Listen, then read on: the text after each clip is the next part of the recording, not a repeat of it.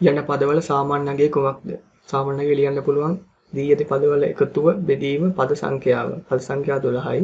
ඊළඟට අපිට බැලුවහම පේනවා සංඛ්‍යා දෙක එකතු වෙලා තියෙන්නේ. ඒ කියන්නේ 2 6 2යි 66 2යි 666 2 ඒ ආකාරයට තමයි තියෙන්නේ. කියනකොට ලියන්න පුළුවන් 2 වැඩි කිරීම 6 දන 2 වැඩි කිරීම 66 දන 2 වැඩි කිරීම 666 ඒ විදිහට ලියන්න පුළුවන්. ඊළඟට 6 පොදු සාධකයක් විදිහට අරගෙන නැවතත් අපිට ලියන්න පුළුවන් 2 වැඩි කිරීම 6 වැඩි කිරීම 1 දන 2 වැඩි කිරීම 6 වැඩි කිරීම 11 2 වැඩි කිරීම 6 වැඩි කිරීම 111 විදිහට ලියන්න පුළුවන්. ඒ අනුව අපිට උඩ තියෙන 12 පොදු සාධකයකට යට තියෙන 12 කපන්න පුළුවන්. ඒ අනුව අපි ලියන්න පුළුවන් 1 දන 11 දන 111 මේ විදිහට ලියන්න පුළුවන්.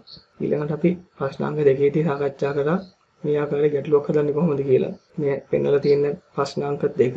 ඊළඟ අපි ලියන්න පුළුවන් සාමාන්‍ය අගයේ 1 2 3 4 5 6 විදිහට. ඒ අනුව උත්තරේ D.